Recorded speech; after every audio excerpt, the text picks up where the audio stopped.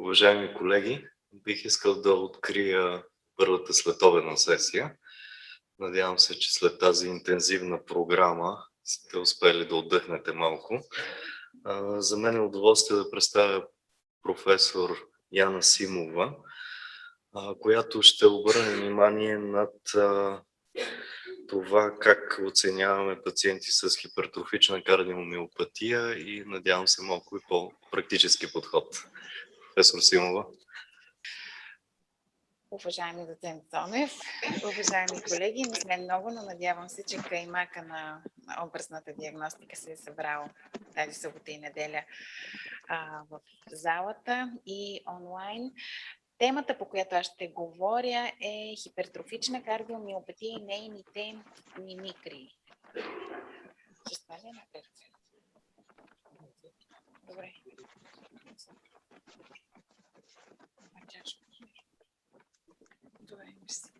Така. Добре. Мимикрите, колеги, са имитации, като в природата идеята на тези мимикри е едно създание да се представи като по-опасно. Както виждате в първия случай, или като по-безопасно, както виждате във втория случай. По този начин може да се представи и кардиомиопатията, както ще видите по-нататък от моята презентация. По отношение на мястото на хипертрофичната кардиомиопатия в общата класификация на кардиомиопатиите, според последното ръководство, което вече е доста старо, но тя си остава една отделна, обособена от четирите останали групи форма на кардиомиопатия. Това, което е от полза, това, което е ново, е, че от миналата година имаме нови американски насоки за диагностика поведение при тази форма на кардиомиопатия. Според това ръководство, дефиницията на хипертрофичната кардиомиопатия е първично миокардно заболяване, което се характеризира с левокамерна хипертрофия при липсата на друго сърдечно, метаболитно или системно заболяване, което да може да обясни това ниво на левокамерна хипертрофия, което виждаме с или без наличие на доказан генетичен дефект.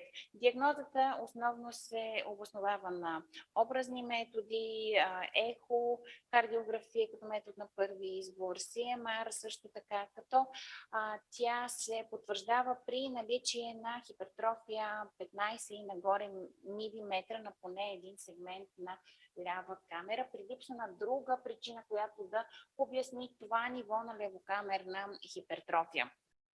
Отделно в някои случаи може и при по-малка степен на левокамерна хипертрофия да се постави тази диагноза, ако в семейството имаме кръвен роднина по първа линия, който да е с поставена такава диагноза или на фона на вече доказан генетичен дефект. Няколко са възможните диференциални диагнози на тази форма на кардиомиопатия.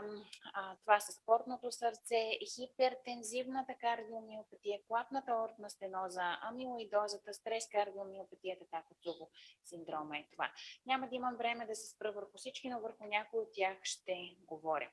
Каква е ролята на образната диагностика при диагнозата на хипертрофичната кардиомиопатия?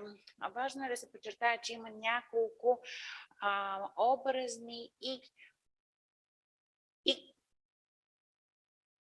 няколко различни образни и клинични фенотипа на тази болест, като, например, левокамерната хипертрофия, която от образните изследвания можем да видим с ехо или с CMR, тя като клиника се изявява като внезапна, може да се изяви като внезапна сърдечна смърт, сърдечна недостатъчност, предсърдно мъждене по някой път и ангина. Останалите образни фенотипи, както виждате, обструкцията на изходния тракт на лява камера, второто се изявява по-малко с внезапна сърдечна смърт, много повече като сърдечна недостатъчност, предсърдно мъждение или инсулт и ангина и така нататък. Какво трябва да се включи в един екографски доклад, когато имаме пациент, за който се съмняваме, че има хипертрофична кардиомиопатия? Със сигурност трябва да се споменат точно кои сегменти са засегнати, колко дебели са тези сегменти, как се разпределят, каква е архитектониката на септума, каква е архитектониката на кухината на камерата, има ли хипертрофия и на дясна камера, какви са левокамерните размери, е също много важно, каква е систолната функция, не само фракцията на изтласкване, а също и някои индекси от тъкания Доплер и от спекъл тракинг, ехокардиографията, стрейна на лява камера. Диастолната функция е също много важна. Тази чашка сигурно за мен я носих. Да. Тя обикновено ни показва поне втора степен на левокамерна диастолна дисфункция с повишено теледиастолно налягане в лява камера. Много е важно да се оцени обструкцията в изходния тракт на лява камера, по какъв механизъм се случва, дали е фиксирана, има я през цялото време или се провокира от някакви маневри. Също така какво е нивото на обструкция, дали е подклапно или е, например, в средата на камерата. Много е важно да се направят провокативните маневри, което е пробата на Валсалва и ехография в изправено положение, което ни позволява да направим класификацията на обструктивна, провокативно-обструктивна и необструктивна хипертрофична кардиомиопатия. Така. Продължаваме нататък.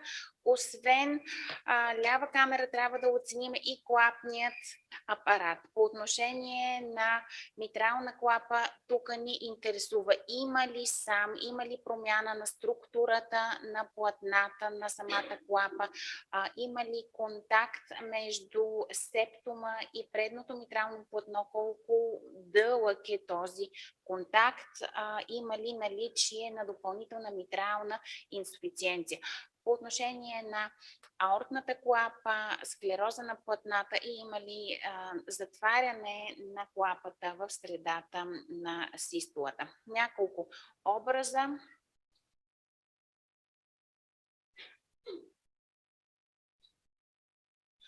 Отгоре може да видите варианти на левокамерна хипертрофия, масивна в началото, симетрична, покъса ос на ниво папиларни мускули, отново почти симетрична хипертрофия, типично асиметричната с съотношение на септума към задната стена на лява камера над 1,5. На долния ред виждате варианти на апикална левокамерна хипертрофия в диастола и в систола. В систола без контраст и в систола с контраст, където ясно се вижда формата, която придобива кухината на лява камера по време на систола при наличие на такава форма на левокамерна хипертрофия. Сега, това е сам. Виждате най-горе в дясно как по време на систола при затворена митрална клапа, части от платното на митрална клапа се допират до септума. Също може да се види и на ММОД. Това ви е систолата. Виждате, че по време на систолата предното митрално платно минава и се допира до септума, в този случай почти по време на цялата систола. И ако тук се пусне каларен мод, се вижда, че точно в този момент, при този допир се получава алайсинг, т.е. това ни показва нивото на обструкция в изходния тракт на лява камера. Тук виждате на долния ред, че по време на систолата при създаването на обструкция в изходния тракт на лява камера, благодарение на само се получава и инсуфициенция на митралната клапа. Това е аортната клапа, която виждате, че се затваря в средата на систолата и градиента с типичната си форма. Два варианта на провокация. виждате след проба на Валсалва и в изправено положение. Каква е идеята на тези форми на провокация? Идеята е, че когато ударният обем в лява камера е по-малък, градиента, който плащаме на подклапно ниво, е по-голям. Как може да стане по-малък? Когато намалиме преднатоварването на сърцето с пробата на Валсалва или когато намалиме след натоварването на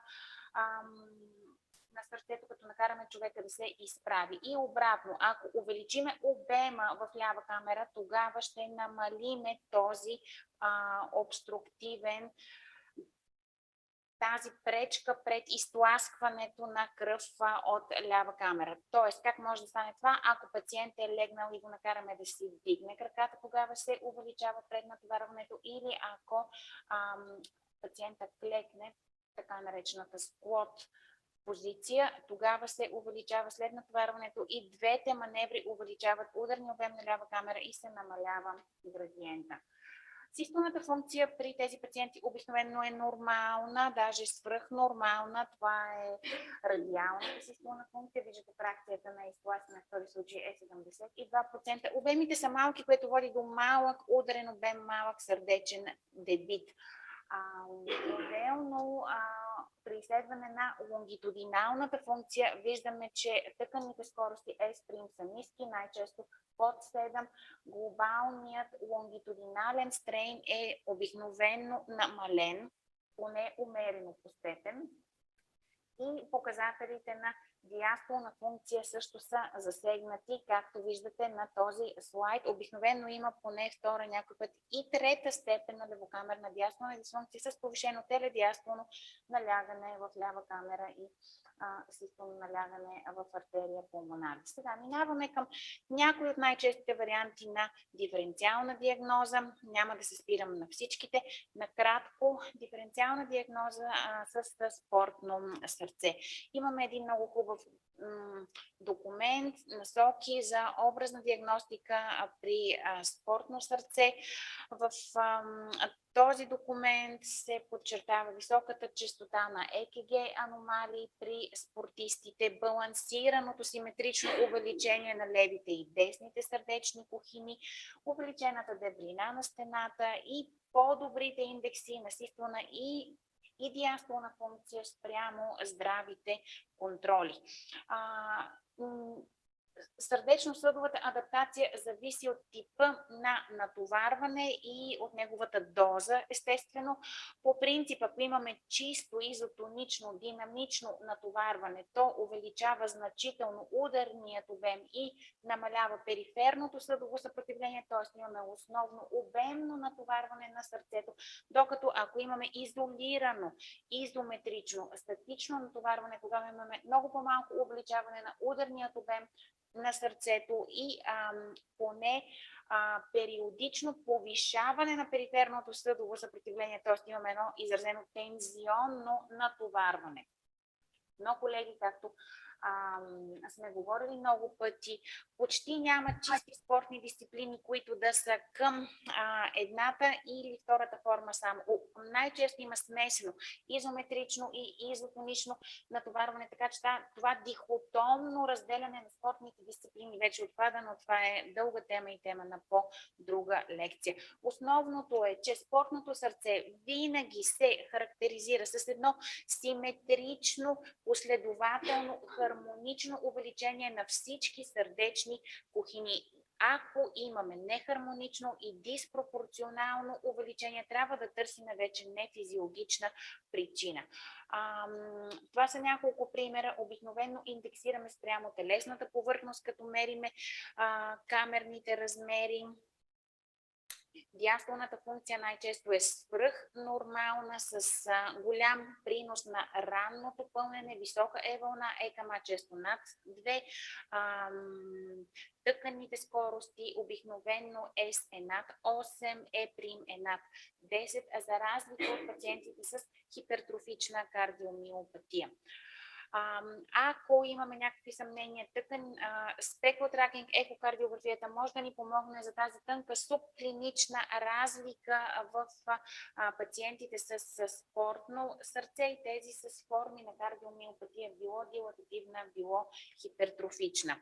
И това са основните характеристики, които ни помагат да направим тази диференциална диагноза.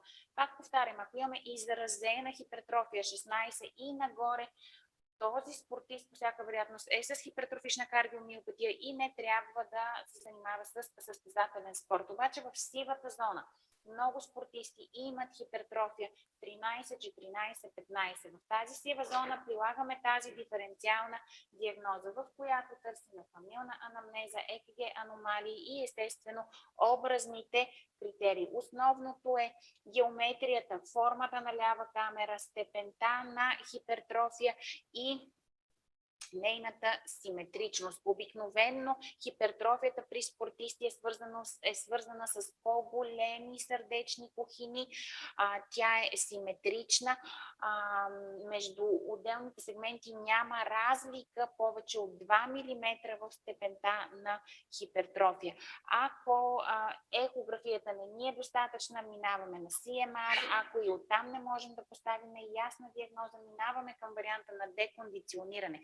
След 2-3 месеца декондициониране, ако промените се върнат обратно, тогава пациентът е бил със спортно сърце. Ако не, диагнозата е хипертрофична кардиомиопатия. Следващата диференциална диагноза е с хипертензивната кардиомиопатия. Тук много накратко ще се спра върху 7-те препоръки на EACVI с използване на образна диагностика за диференциране на хипертрофична кардиомиопатия от хипертензивна кардиомиопатия. Основното е нивото на левокамерна хипертрофия.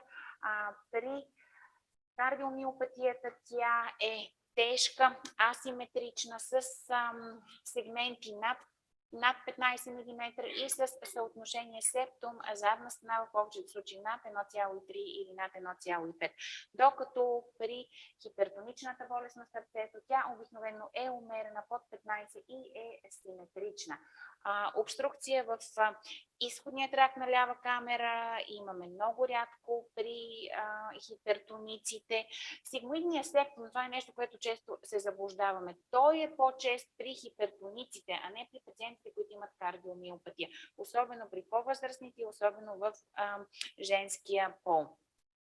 Сега, намаление на лонгитудиналните индекси може да има и при двете състояния, но е по-често при хипертрофичната кардиомиопатия, както там са по-чести нехомогенностите и асинхронията в скоростите на миокарда. Естествено, тук CMR също може да ни покаже кое състояние и да ни помогне в диференциалната диагноза. Последната диференциална диагноза, която ще засегна в рамките на моята презентация, е на хипертрофична кардиомиопатия с амилоидоза. Амилоидозата, колеги, е резултат от отлагане на амилоидни фибрили в сърцето, като те могат да се получат от леки вериги от моноклонални клетки или от нестабилен транстиретин, който се разпада от неговата тетрамерна структура. Няма да се спирам, това не е предмет на моята лекция върху толкова конкретно върху амилоидозата. Искам да кажа, че има червени флагове, които ни насочват към тази диагноза и голяма част от тези червени флагове са свързани с образната диагностика. Така, какви са последиците от отлагане на амилоидните фибрили в сърцето? Отлагането в миокарда води до хипертрофия, специфичен изглед, блестящ, грануларен на миокарда и тежка диастолна дисфункция. Отлагането по клапите води до задебеляване на техните платна, клапни инсуфициенци. Отлагането в предсърдията води до ритъмно-проводни нарушения и до задебеляване на междупредсърдната преграда. Може да имаме отлагане в перикарда с малък излив и така нататък. Характерната ехокардиографска находка, както виждате тук при амилоидоза, е една умерена хипертрофия, симетрична хипертрофия на лява камера с малка кухина, сравнително запазена или само леко намалена систолна функция, грануларен миокард, който блести много ясно се вижда. Тези пациенти много често имат много хубави образи с задебеляване на клапните платна, с увеличение на двете предсърдия и задебелена междупредсърдна преграда, така наречения образ на бухалче, когато видите сърцето от 4 кухини с големите очи, двете предсърдия и носа, задебелената междупредсърдна преграда и малкия перикарден излив. Изразена диастолна дисфункция втора или по-нагоре степен с повишено теледиастолно налягане в лява камера, намалена силно намалена лонгитудинална контрактилност на миокарда. GLS е много намален, но има така наречения апикален стеринг, характерно относително съхранение на стрейна във върховите части на лява камера, като този белег има и своето прогностично значение. Това са 8-те и CVI критерии за разграничаване на амилоидозата от кардиомиопатията, хипертрофичната, като отново започваме с левокамерната хипертрофия, която е тежка и асиметрична при хипертрофична кардиомиопатия и доста по-умерена, концентрична и блестяща при амилоидозата. Забележете, че обструкция на изходния тракт на лява камера може да има и при двете състояния, макар и по-често при хипертрофичната кардиомиопатия. Това, което е много по-често за амилоидозата, са перикардния излив, хипертрофията на междупредсърдната преграда и апикал стеринг, за който ви казах в Spectral Tracking Imaging. Има два критерия от CMR и един от костната сцинтиграфия, от миокардната сцинтиграфия с характерно поемане на технеци в миокарда. Spectral Tracking ехокардиографията може да ни е изключително полезна, когато правим диференциална диагноза за пациенти с левокамерна хипертрофия, за които се чудим на какво се дължи хипертрофията. Вижте тези образи. Това са, разбира се, идеалните варианти. Не винаги пациентите попадат в някои от тези категории, но общо взето мисля, че никой от вас няма да сбърка. Ако имаме Spectral Tracking Echo Bullseye като горния ред, това е изключително характерно за амилоидоза с апикал стеринг.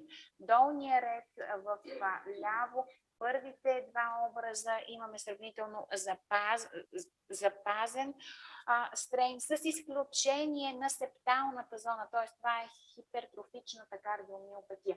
И в дясно последните два случая са на пациенти с намален стрейн, глобално, без някаква характерност. Това са пациенти с аортна стеноза. Както виждате, колеги, това е едно сравнение между пациенти с амилоидоза, хипертрофична кардиомиопатия, левокамерна хипертрофия и здрави контроли. Както лонгитудиналния, така и циркумферентния стрейн са намалени най-много на фона на амилоидозата. След това при кардиомиопатията, хипертрофичната и почти не са засегнати при останалите категории. Има един полезен показател, с което ще завърша. Това е така наречения RALS индекс. Relative Apical Longitudinal Sparing. Това е един показател, в който се взима средната стойност от лонгитудиналния стрейн във върховите сегменти и се разделя, както виждате в това уравнение, на средните стойности от лонгитудиналния стрейн в базалните и средните сегменти. При едно здраво сърце тези средни стойности на тези три нива, базално, средно и апикално, са горе-долу еднакви. Тоест ще имаме тук една единица, разделена върху една плюс една, две единици, т.е. около 0,5. При амилоидоза какво става? Имаме апикал стеринг, т.е. тези сегменти тук ще бъдат с много по-високи средни стойности, така че тяхната стойност ще бъде двойно по-висока от стойностите долу и като ги събереме ще стигнем до единица. Така че ако имаме раус над единица, това е много специфичен и чувствителен белег за диференциация на левокамерната хипертрофия, която се дължи на амилоидоза спрямо хипертрофична кардиомиопатия или някакви други болести. Така че, колеги, започнахме с този слайд. Мимикрията, имитацията, прикриването на едно състояние зад някакви други подобни състояния. Видяхме, че това може да е към нещо по-малко опасно или към нещо по-опасно по отношение на заболяването, което разгледахме, хипертрофичната кардиомиопатия. Може да имитира до някъде по-опасно, по-бързо прогресиращо заболяване като амилоидозата, но и по-безопасни заболявания като спортното сърце и хипертензивната кардиомиопатия. Благодаря ви. Ако имате въпроси, съм на линия да отговарям.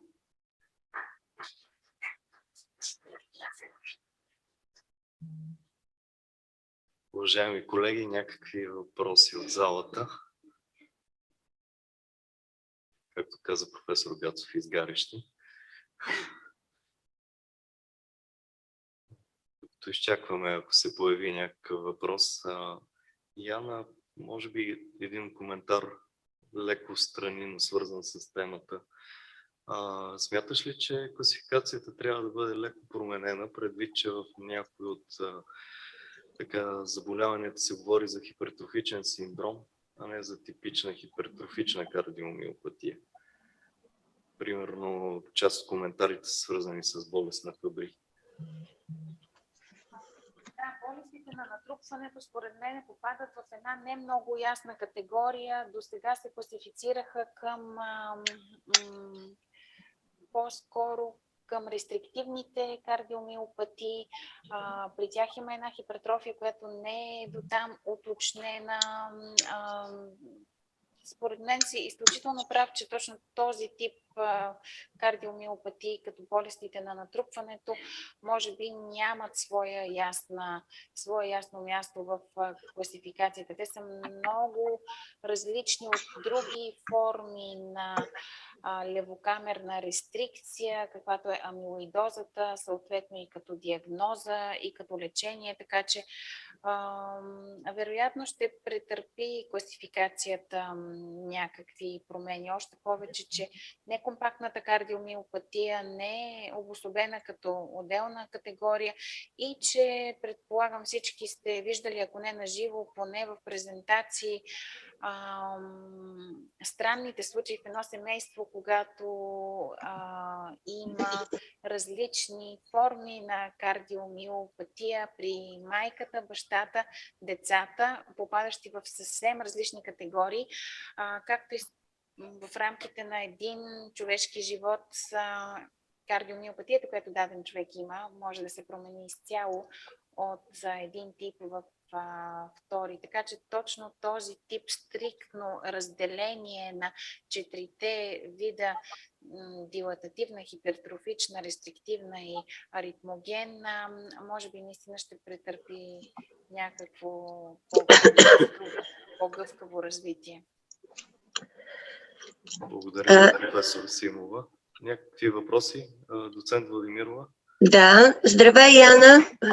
Поздрави от Пловдив на всички колеги.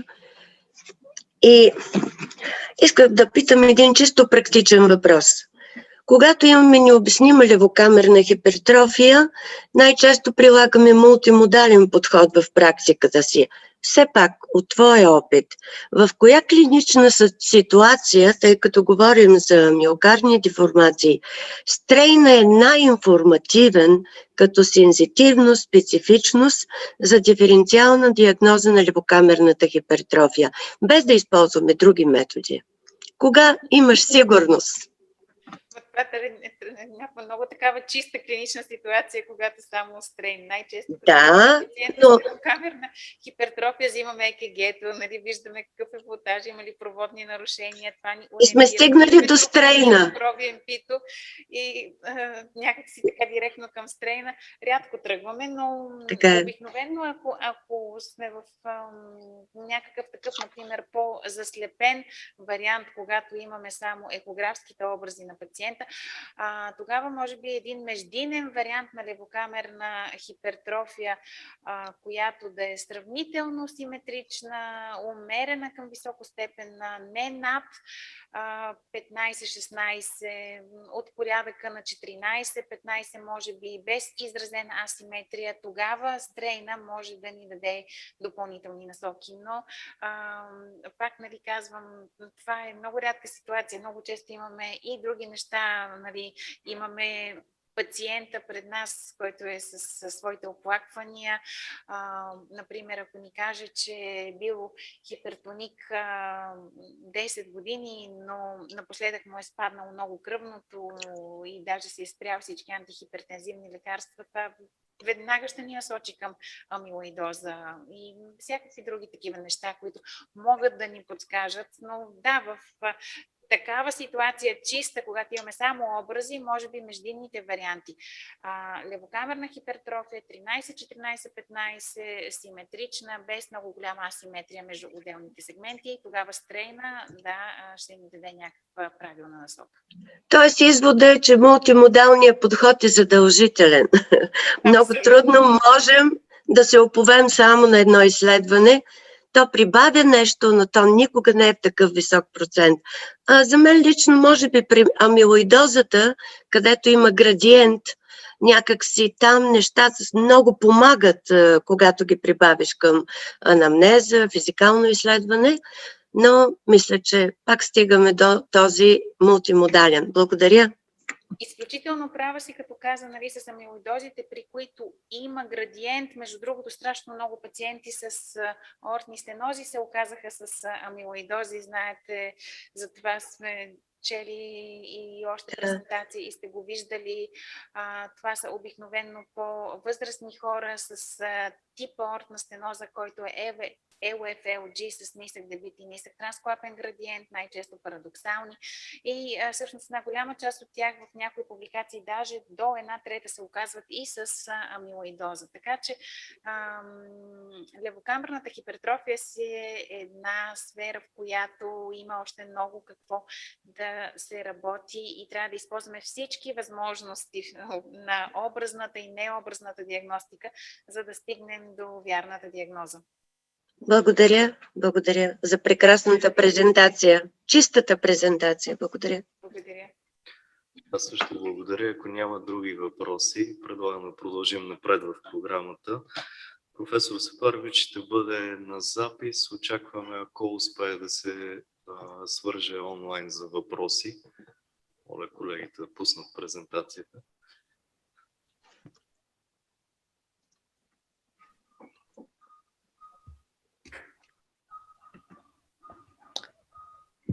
Hello, ladies and gentlemen. I'm welcome you from Zagreb, Croatia, and I'm very pleased to be with you again via these digital platforms. And hopefully next time we're going to have a chance to meet in live. And I would like to thank Krasimira for this kind invitation. So I would start with the myocardial imaging as a very useful tool in valvular heart disease. Before, I have a few pictures from University Hospital Center Zagreb. That is my institution. And Zagreb as a capital of Croatia with our beautiful coast. So if we are thinking of myocardial deformation and how it could be useful in valvular heart disease, I will show this very typical example.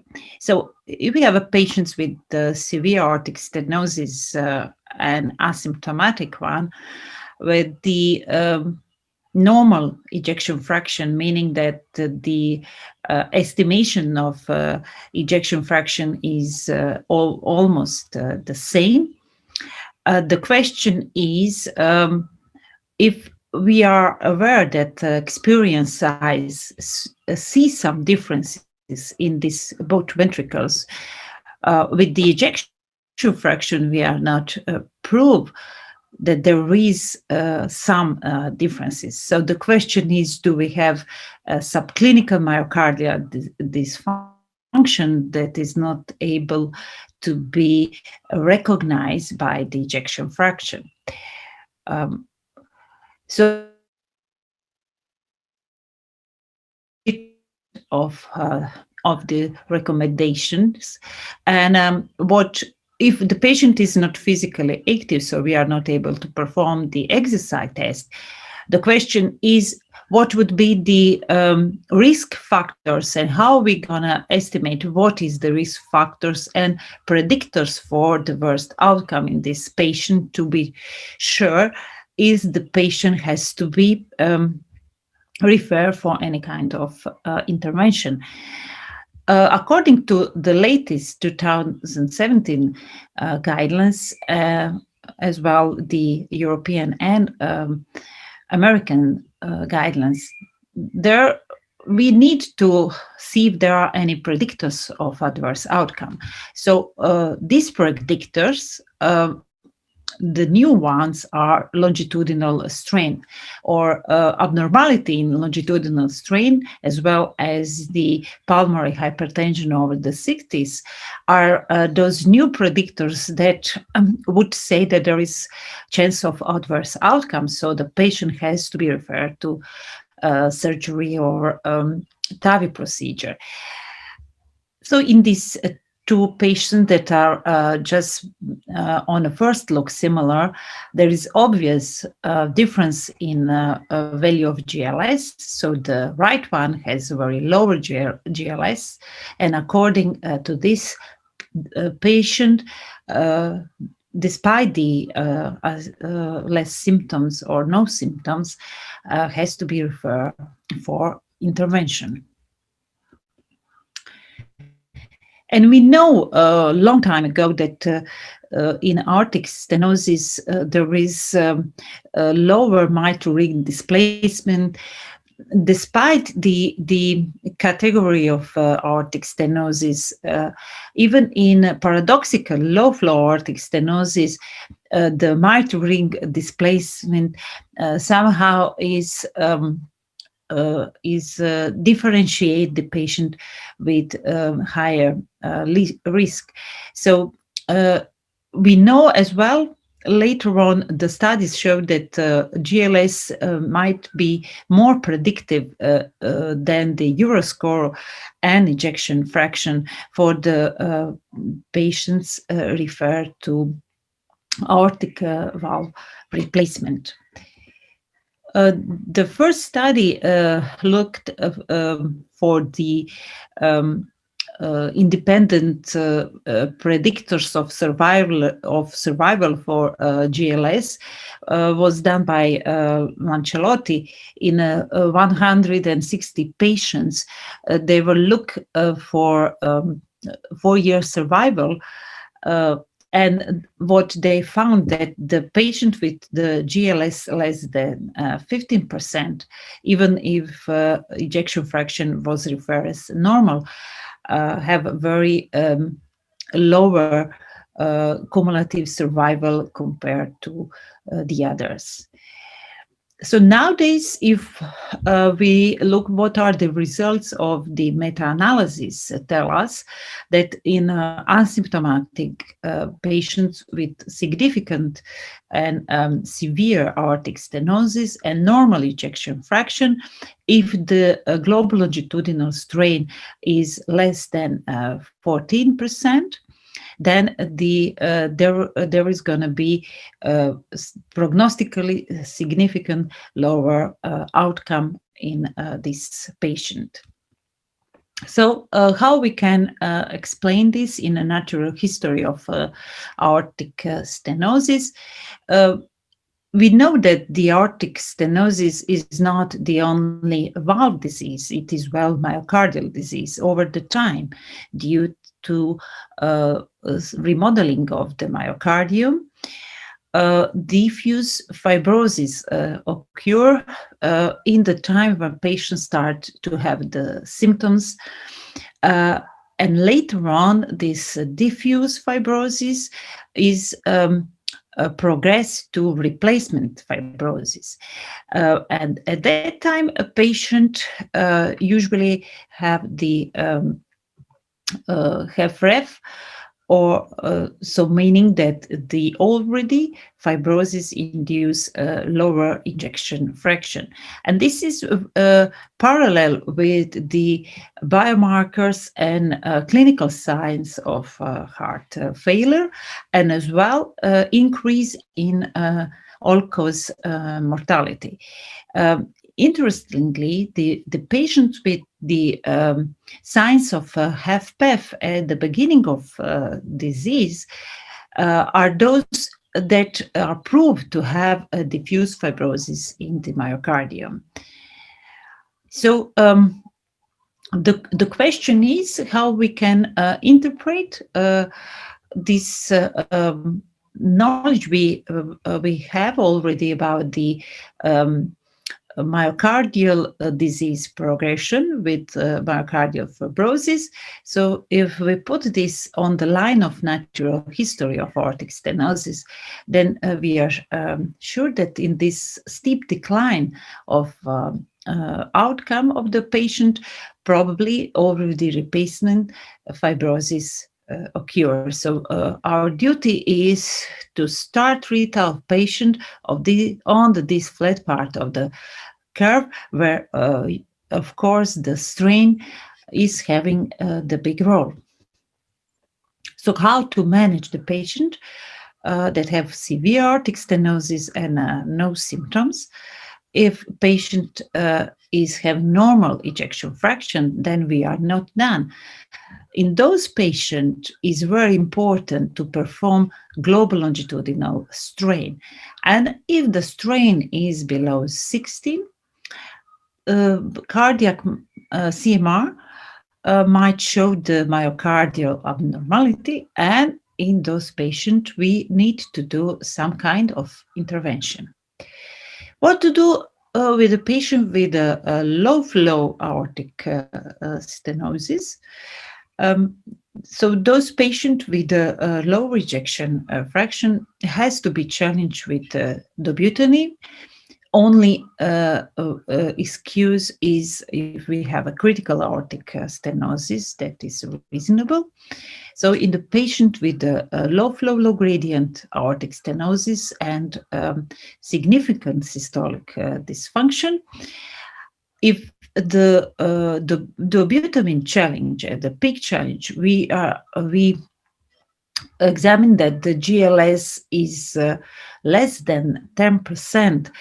This is the mark, or this is a marker of very high surgical risk, and this is proof in studies with the 2-year follow-up of those patients, where we see that the value of GLS less than 10% at rest and during the dobutamine stress challenge in the mid dose. Those patients have independently high mortality and high surgical risk over in 2-year period. Even if we are not able to distinguish this in rest GLS, with the dobutamine challenge, it is clearly seen. Interestingly, what is recently showed that we have a regional longitudinal myocardial dysfunction distribution in aortic stenosis. Particularly, the basal segments are involved, and uh, we have to be aware that partially lower deformation in these segments is due to a high afterload. But if we have significantly lower strain in the basal segments, this is telling us that not only the load is the reason for that, but as well that we have some structural changes in this part of myocardium, and it is shown that if those that in segments that have a lower value than 14. They will not recover completely after the unloading of the ventricle, particularly in a TAVI patient, and that those patients have a higher risk of worse outcome in the follow-up.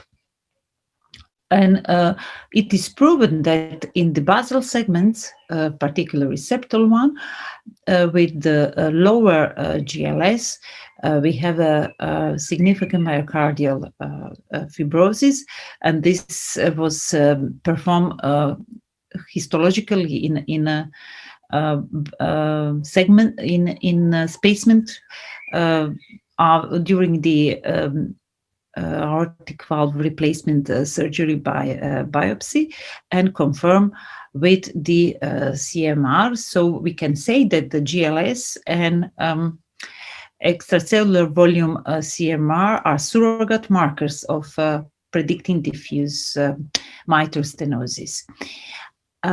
What is as well interesting that if we are following up patient with moderate aortic stenosis without symptoms, and if we saw that there are regional dysfunction changes in basal segments, they are very good predictors of future aortic valve replacement.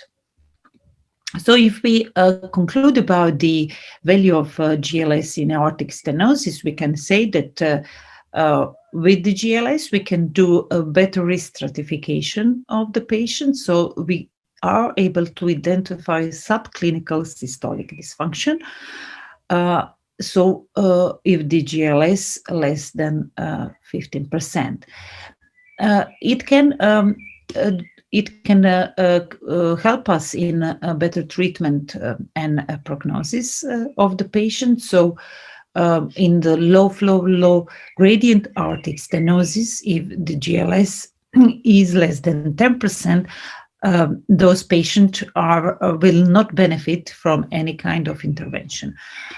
In the follow-up of the patient that are because of the moderate aortic stenosis, we should carefully look at the basal segments as the first sign of subclinical myocardial dysfunction.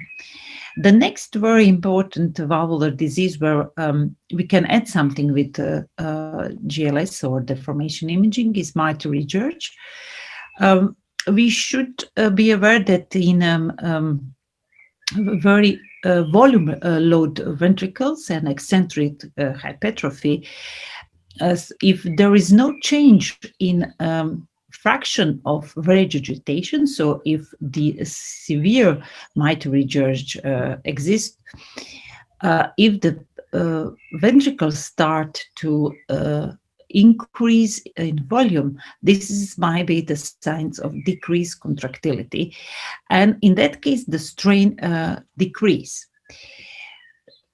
The most important is to understand that the strain is a very good marker to distinguish the primary mitral regurg over the secondary or ventricular mitral regurg. How is that? So this is because we know that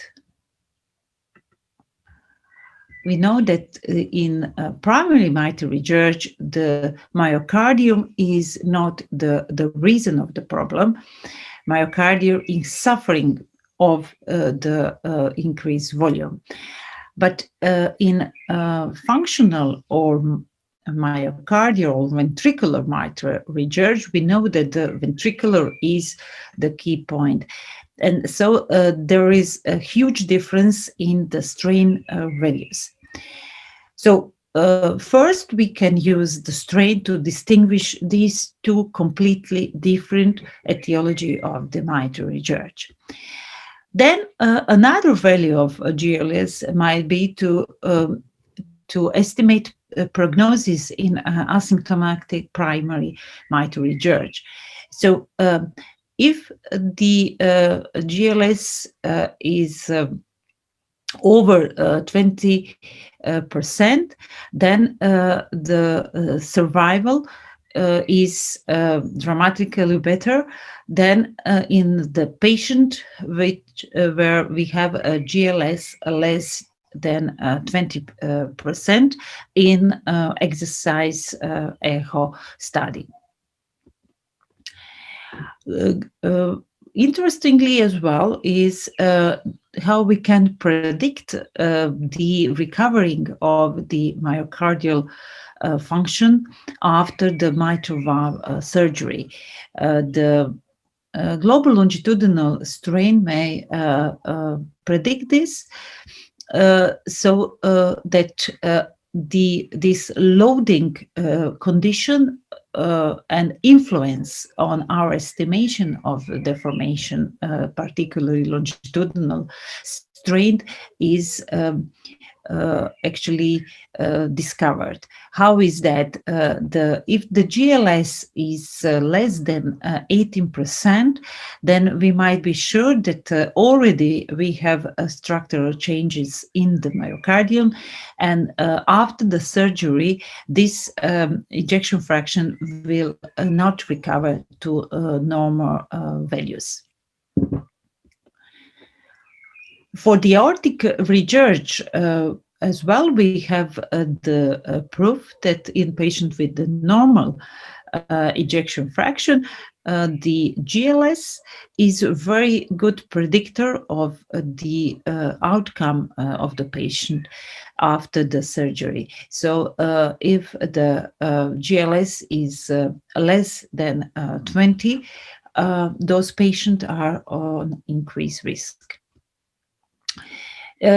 For the right ventricle, nowadays we as well have some functional parameters over the TAPSE, and we really need to use all of them for better risk stratification of the patient with particularly severe primary tricuspid regurg.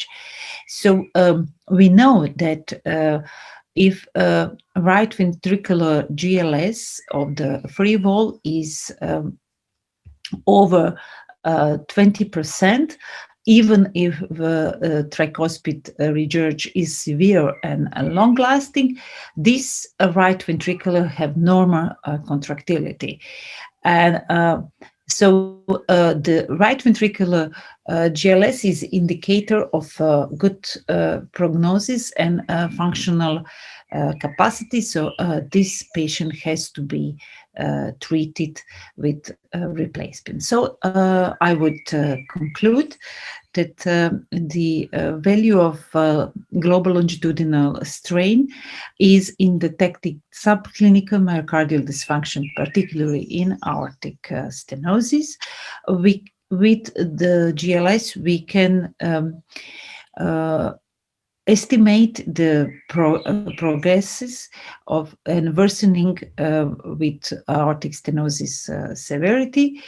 As what is important is that impaired global longitudinal strain is associated with increased mortality for patients with high gradient aortic stenosis, but as well in a low flow, low gradient aortic stenosis with preserved and reduced ejection fraction. GLS can detect subclinical myocardial dysfunction even in falsely hyperdynamic ventricles, even if ventricles with the falsely normal ejection fraction. And this has to be used in severe primary mitral regurg, aortic regurg, and tricuspid regurg as well. We can predict surgical or interventional risk in valvular heart disease with the GLS, but we need independent prospective study for this probe. Thank you very much for your attention, and best regards from Zagreb. Thank you very much.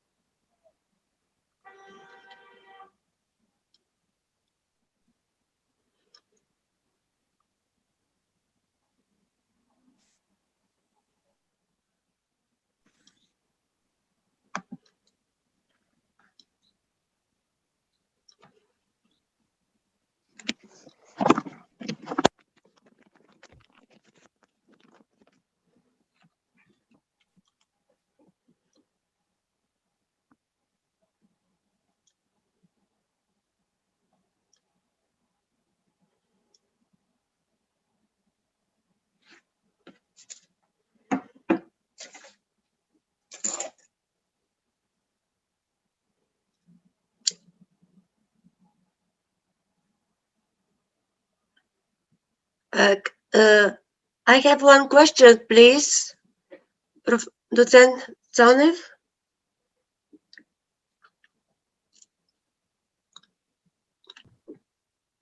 Can you listen to me? I have one question to Professor Siparovic. Can you listen to me?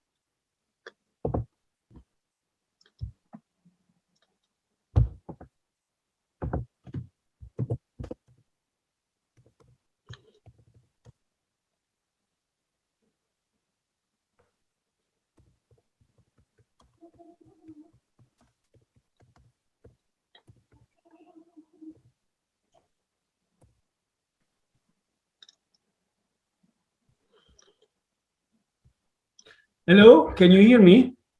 Yes. Okay, Thank you. fine. Okay. The floor is yours. Thank you so much. Thank you so much.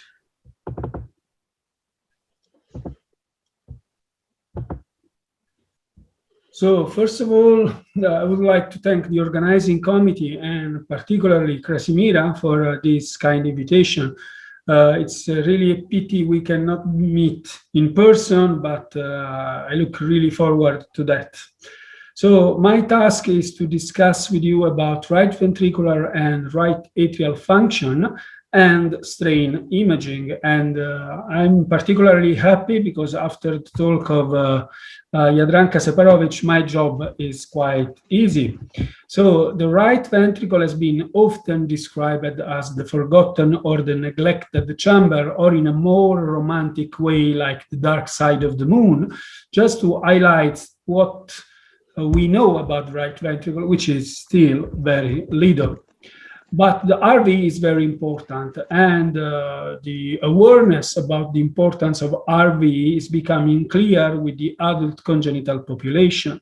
Indeed, by the second half of the last century, the outcome and survival of patients with the ACHD improved significantly. And this patient really needs reliable and repeatable quantification of dimension and function of the right ventricle. But right ventricle is also important for heart failure patient because it's an independent predictor of outcome. And RV function correlates closely with exercise capacity. But still, the non-invasive assessment of RV function is a challenge. And even nowadays, with the multimodality imaging approach, still remains a challenge. This is related to the very peculiar anatomy of the right ventricle, which is the most anteriorly located chamber, and this makes it difficult to be visualized properly by echo because it's in the near field. It has a triangular shape and wraps all around the left ventricle, giving the cavity a crescent configuration. There is a morphologic heterogeneity inside the right ventricle. We can distinguish inlet portion, trabecular portion, and an outlet portion. But this morphological heterogeneity correlates with the functional heterogeneity. Indeed, the infundibular part of the right ventricle has a peristaltic-like pattern of contraction, completely different from the sinus part. And it even starts to contract a few milliseconds after the sinus part of the right ventricle.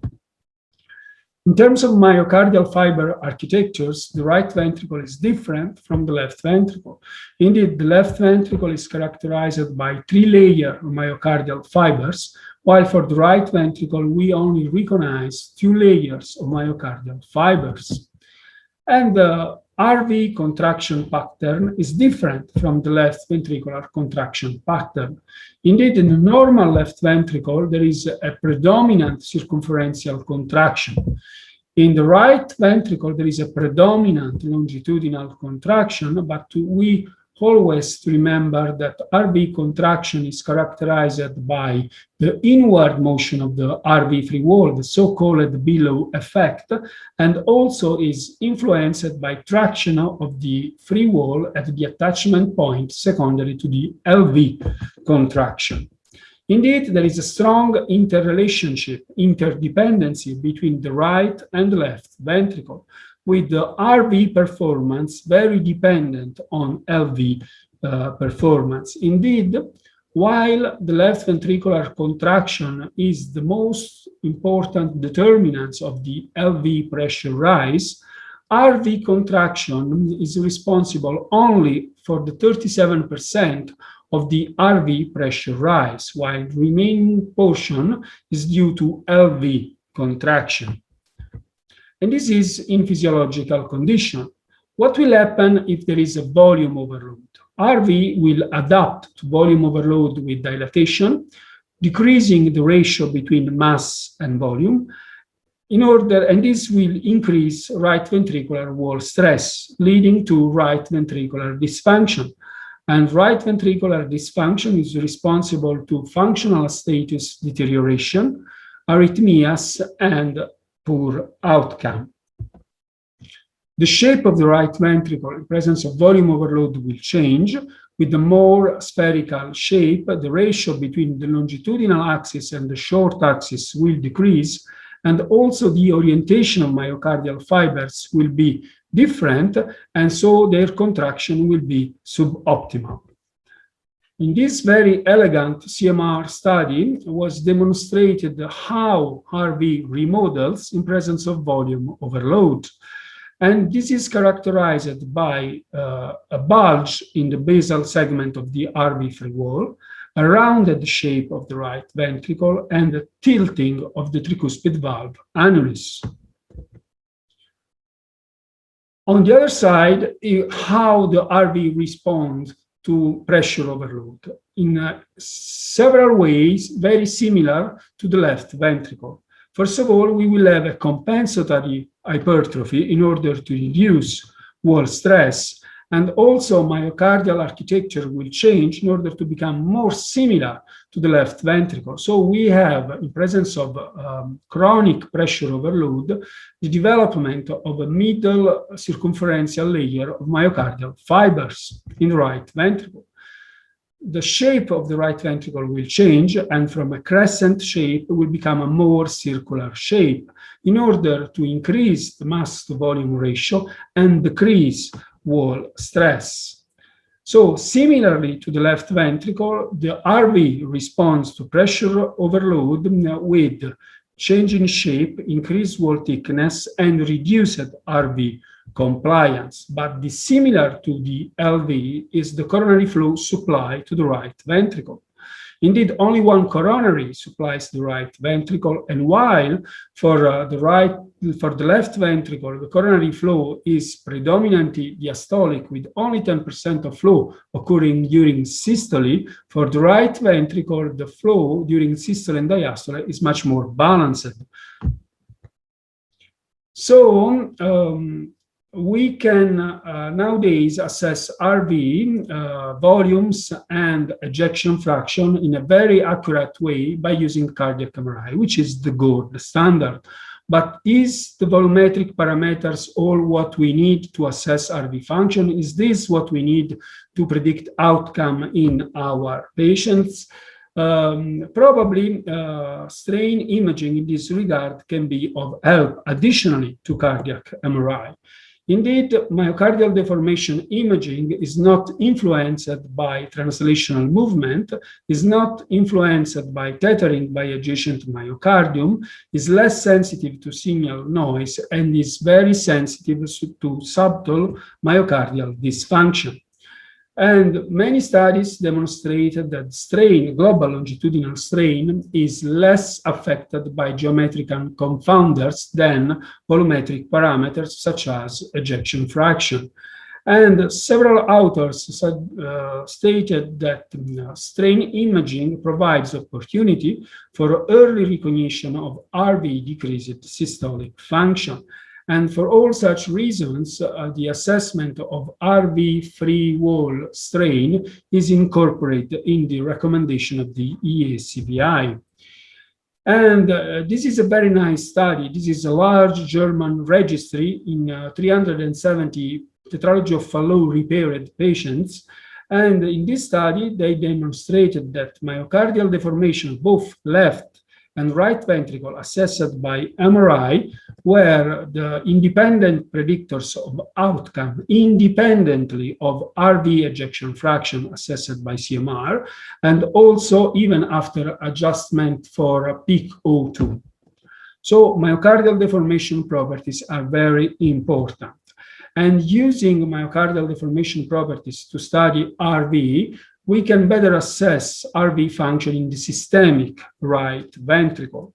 Peterson nicely demonstrated in this study that in the systemic right ventricle, there is a functional shift from a predominant longitudinal function to a predominant circumferential function.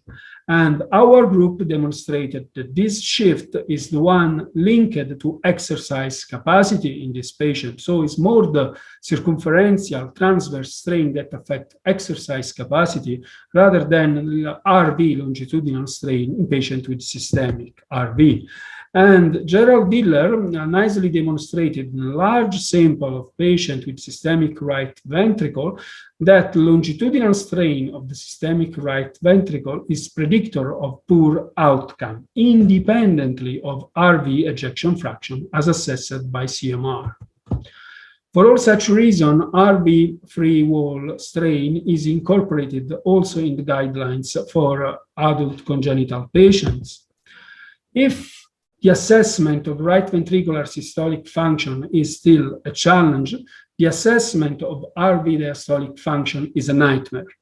Those are the recommendations from the American Society of Echo to assess RV diastolic function, but all the clinicians involved in the care of patients know that the application of these guidelines is rather disappointing to assess diastolic function in the right ventricle. But atrial function, we know, has a key role in modulating ventricular filling through its function of reservoir, conduit, and buster pump. And atrial function is very important for ventricular filling, even more in presence of myocardial disease. So to study right atrial function can be extremely important to better understand right ventricular diastolic function. Right atrial function, similarly to left atrial function, is divided in reservoir function, which happens during left ventricular systole, conduit function, which happens immediately after the tricuspid valve opening, and buster pump function, which happens with the atrial contraction. Those are the volume curves of the left atrium in this case, and those are the strain curves of the left atrium. And you can see that those curves are very similar. And we can study from the strain of the atrium, we can study all the components of the atrial function. So reservoir, conduit, and buster pump function. But what is the clinical relevance, the clinical interest of studying right atrial function? In this nice study by Martina Avesani from our group, we studied 53 patients with repaired tetralogy of Fallot. They underwent CMR and echo and CPEX in order to assess exercise capacity and VO2 max. What we found in this cohort of patients that RV end-diastolic volume index was moderately to severe dilated, and there was also a significant, while ejection fraction of the right ventricle was still normal, in presence of significant pulmonary regurgitation in more than 50% of our patients. Comparing CMR data with simple 2D echo data, we found that the area of the right ventricle was quite dilated, and RV-GLS was significantly reduced, even in presence of normal RV ejection fraction as assessed by CMR. And also right atrial strain was significantly reduced in a significant proportion of our patients. We found a good correlation between the right atrial, the right ventricle area and right ventricular volumes in telediastole by CMR and echo. So we can use simple echo measurements to reduce the amount of CMR to our patients to monitor RV volumes. But of course, if we need to quantify properly, then we need CMR. And what about the exercise capacity in these patients? We found at multivariate analysis that the best functional parameter able to predict exercise capacity in terms of VO2 max in our patient was right atrial strain. So suggesting how the diastolic properties of the right ventricle in this important group of patients repaired tetralogy of Fallot can be very important. In a similar way, Costantina Prota, again from our group, studied 50 patients with Epstein anomaly. Those patients were divided in patients with stable disease over a follow-up of 10 years and patients with progressive disease. Of interest, we found that RV global longitudinal strain, right atrial strain, and left ventricular strain were significantly different in patients who had progressive disease in terms of heart failure, need for hospitalization, or need for surgery. And the best predictors of poor outcome or deterioration was, again, right atrial strain and right ventricle, the functional right ventricle fractional area change. And so I come to my conclusion. Right ventricle and right atrial function have a key role in the management and in the follow-up of congenital heart disease patients. RV strain has a demonstrated prognostic value. The right atrial strain correlates very well with exercise capacity and can be of help to better study RV diastolic function. Thank you very much for your attention.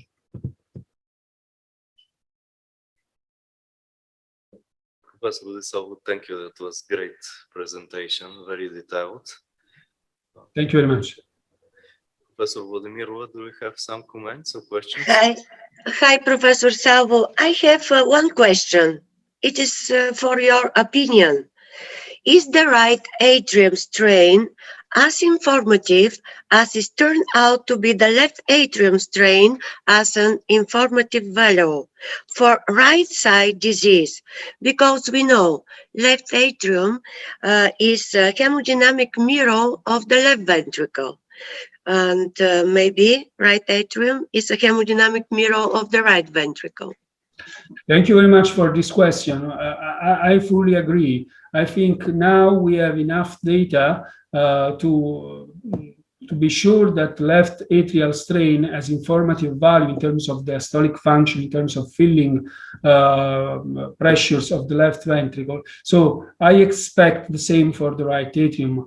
We used the right atrial strain in our studies, and so far we got very encouraging results, but of course we need more and more data. Thank you. Thank you. No more questions. Thank you. Okay, if there are no more questions, we could proceed in our scientific program. And I want to ask Professor Van der Bruin to present right ventricle function and strain imaging in chronic heart disease and pulmonary embolism.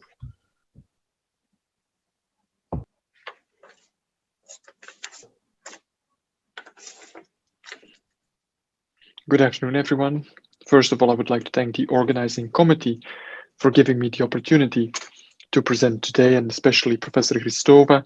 I wish I could be there in person, but it'll probably be for the next year anytime. Anyway, I'll be talking about right ventricular function and strain imaging in congenital heart disease and pulmonary embolism. I have no conflicts of interest to disclose. And the outline of the lecture is I'll be providing some insights in right ventricular function, anatomy, and physiology. I'll talk quite a bit on the assessment of right ventricular function and the use of deformation imaging in congenital heart disease, and I'll try to focus on things we can all learn from congenital heart disease, and also spend a few minutes on the assessment of RV function using deformation imaging in patients with pulmonary embolism, or maybe specifically focus on the additional values of strain and PE assessment. So we have to understand that the right ventricle is very different from the left ventricle, and that's from the outside. So whereas the left ventricle, as you can see in these mice embryos, or in these initial heart tubes, is derived from the primary heart field. This primary heart field does not contain all components of the definite cardiac chambers. Because when we look at this staining for fibroblast growth factor, which stains the second heart field, we see that the second heart field is very important for the development of the outflow tract and the right ventricle, but not for the left ventricle. So even embryologically speaking, the right and the left ventricle are very different. If we then look at the anatomy of the right ventricle, we see that they again are very different, the right ventricle being crescent-shaped, thin-walled, wrapped around the left ventricle. But there's still ventricular-ventricular interaction because both ventricles share the same pericardium, and there are muscle fibers that are shared by both ventricles as well. In contrast to the left ventricle, which has 3 muscle layers, there's only 2 layers in the right ventricle, and the right ventricle is built to have a high volume to surface area. And why this anatomy? Because this serves physiology. If we look at the physiology of the right ventricle, we see that the pressure volume of the right ventricle, which has a triangular shape with ill-defined isovolumic contraction and relaxation phases, is very different from the pressure volume loop we all know from the left ventricle. And this pressure volume loop is perfect, and the anatomy is perfect to serve as a right ventricle, which is more or less a volume pump to work at low pulmonary hydraulic impedance at low energy cost. But this comes at a price. The right ventricle is very sensitive to acute changes in afterload, as we all know, and this is in the setting of pulmonary embolism, and I will talk about that later. If we talk about the right ventricle, as a congenital cardiologist, I can see the right ventricle in many positions. Sometimes we see the right ventricle as a systemic or the subaortic right ventricle. Sometimes we see the right ventricle as the only ventricle, but most often we see the right ventricle as a subpulmonary ventricle. And obviously, this could be associated with any type of congenital heart disease lesion, or this could be in the setting of a normal biventricular circulation. In this talk, I'll focus a little bit on tetralogy of Fallot. I think everyone knows what tetralogy of Fallot is.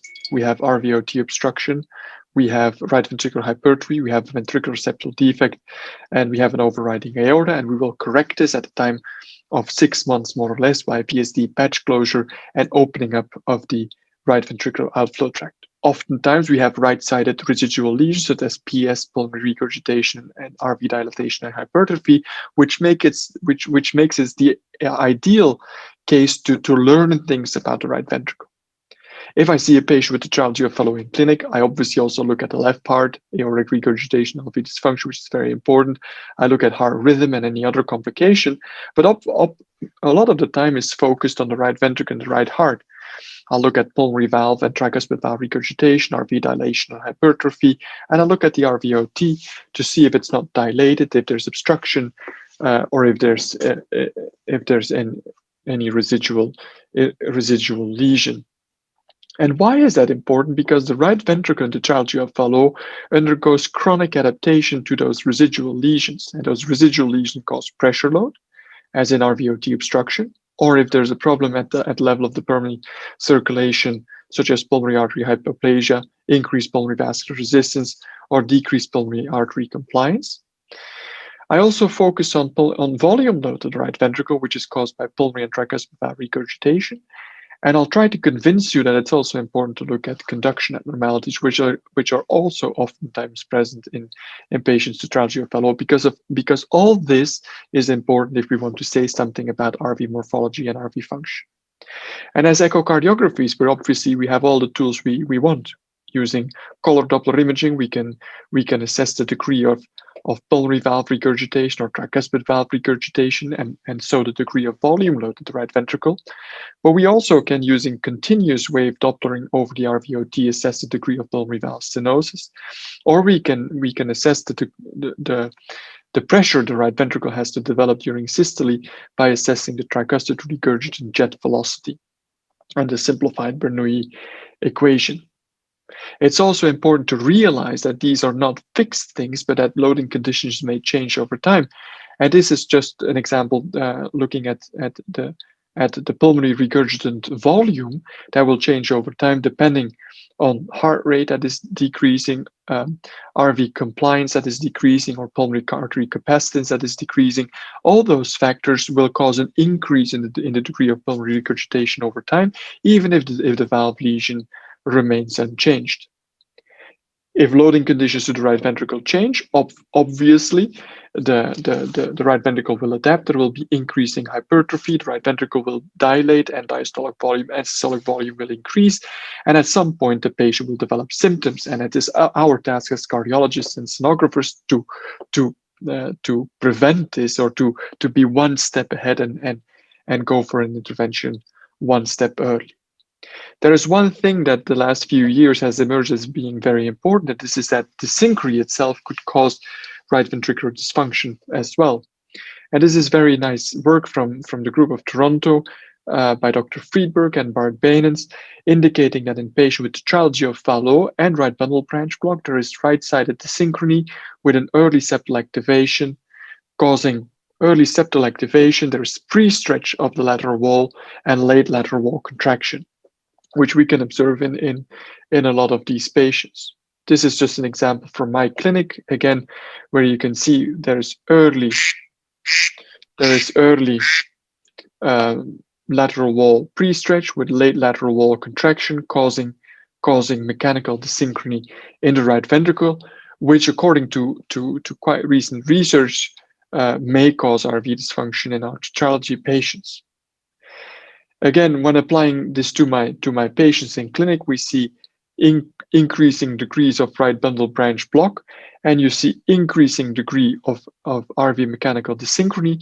But also, when you look at the global right ventricular, or at right ventricular global longitudinal strain, which is preserved here, slightly lower there, and a lot lower in the patient with the broadest QRS complex. Another thing that's very important when assessing function of the right ventricle is to assess the size of the right ventricle. And I think everyone agrees now that going for 3D imaging to assess RV volumes and function is important, because it gives us values that are closer to reality, for example, to what is measured on cardiac magnetic resonance imaging. Why is the size important? Because deformation is not necessarily the same as contractility. And this is an old but a very nice paper from Marciniak and Pete Close that was published in European Heart Journal, where they indicate that as the ventricle dilates, your strain values for the same contractility go down. You need less deformation to have the same stroke volume. If your stroke volume increases, your strain goes up, again for the same contractility. So strain and strain rate imaging are dependent on the size of the ventricle and stroke volume of that same ventricle. And this is, for example, especially important in patients with mitral regurgitation, tricuspid regurgitation, or as a congenital cardiologist in patients with atrial septal defect, where we showed quite a few years ago that the apical strain that was elevated in patients with an open atrial septal defect was mainly related to the degree of shunt ratio in those patients. Sometimes it could be interesting to look at regional deformation. This is again a nice paper from Dr. Dragilescu in Toronto, where you see that going from base to apex, there's decreasing strain values in tetralogy patients, but increasing strain values in patients with atrial septal defects. Sometimes it could be interesting to twist the probe, because we know that the right ventricle is a three-dimensional structure, but oftentimes we limit ourselves to the four-chamber view or maybe a focused RV view on taken from the apex, which is good. But in patients with tetralogy of Fallot, which are often operated on the outflow tract, for example, with a patch, it could be useful to slightly adjust the probe to have an inflow-outflow view, where you can actually see oftentimes decreased deformation values in the outflow regions. We have to be careful, obviously, when we interpret strain curves, as is the case here. This is a patient who was operated for a ventricular septal defect, has quite a large patch. If we perform deformation imaging, because it's not contractile tissue, we see that during systole there's elongation at the level of the patch, which obviously is as expected because there's no muscular tissue there. Regional differences can be of importance. I already showed you the data of patients with tetralogy of Fallot and atrial septal defect from Toronto, but this is from Dr. Wald, again showing that as the dyskinetic area in the outflow tract increases, your RV ejection fraction decreases. There's obviously other values, and this is a goodie, but this is an oldie. But a goodie using tissue Doppler imaging, where you can see that the isovolumic acceleration time may give us information on RV function in patients with tetralogy of Fallot. There's obviously pitfalls as well. Sometimes we like to use tricuspid annular plane systolic excursion in patients to assess RV function, but in patients with tetralogy of Fallot, TAPSE was not related to RV ejection fraction measured by cardiac magnetic resonance imaging, which is probably due to because it measures motion and not necessarily deformation in the muscle. Volume is also not the same as function, and as congenital cardiologists, we oftentimes use volumes as a surrogate for function when deciding to implant the pulmonary valve in someone with pulmonary valve regurgitation. But in this elegant study published in Heart, we saw that patients in patients with largest right ventricle did not necessarily do worse on an exercise test, providing a word of caution when using volumes as a surrogate for function in patients with tetralogy of Fallot. For the sake of time, I'll move forward to the systemic right ventricle. And these are patients with the transposed great arteries, which post-atrial switch repair, and those with a congenitally corrected transposition of the great artery. In these patients, in both anatomies, we have the right ventricle, we have a biventricular circulation, but the right ventricle is below the aorta, so it supports the systemic circulation. I'll focus again on the right heart. These patients often have dilated right ventricles, hypertrophied right ventricle, dysfunctional right ventricles, and there's oftentimes also a certain degree of tricuspid valve regurgitation. And again, the same as we had for the strategy of Fallot applies here. We have to know the pressure load, because the ventricles are all pressure loaded because they're supporting the systemic circulation. We have to assess the degree of volume load, which in these patients is most oftentimes the degree of tricuspid regurgitation. And in these patients, we also have to take into account AV conduction abnormalities, because these patients are prone to AV block, and a possibility of preload insufficiency, because in atrial switch repair, filling of the ventricles goes through baffles that were surgically constructed. And again, it are these factors that will tell us something about RV morphology and function. If we go back to the physiology and you remember those pressure volume loops, we see that in patients with a systemic right ventricle, the pressure volume loop will start to resemble, because of chronic adaptation to increased afterload, will start to resemble that of a normal left ventricle. If we look at the type of ventricle I'm talking about, so here we have a patient with transposed great arteries post-atrial switch repair, where we have the right ventricle below the aorta. The same here. You can see the baffles. Well, we can do the same thing. We can apply longitudinal deformation imaging, but we can also use our color Doppler and continuous wave Doppler to assess the degree of pressure and volume load to the systemic right ventricle. Again, conduction abnormalities are important, and this is just a patient with a congenitally corrected transposition of the great artery. So we can see that both ventricles are switched. This is the right ventricle supporting the systemic circulation. There's AV and VV desynchrony. AV and VV desynchrony, and we can use deformation imaging, as you can see here, to evaluate the improvement in deformation imaging after CRT pacing, where we restore atrioventricular and ventricular-ventricular synchronicity in this patient. What do we know about longitudinal deformation in patients with a systemic right ventricle? Well, we know that it's decreased, and this is a very nice study from Gerhard Diller in the Brompton, indicating that in 82% of patients with a systemic right ventricle, deformation imaging values are decreased, which is, and to a smaller extent, the deformation imaging of the subpulmonary right ventricle is decreased. The problem is that we don't know exactly what our normal values are, and this is very elegant data from Peterson, indicating that as your longitudinal strain decreases in patients with systemic right ventricle, your circumferential strain increases, so your strain pattern actually resembles more that of a normal left ventricle. Again, the pressure volume loop that we saw.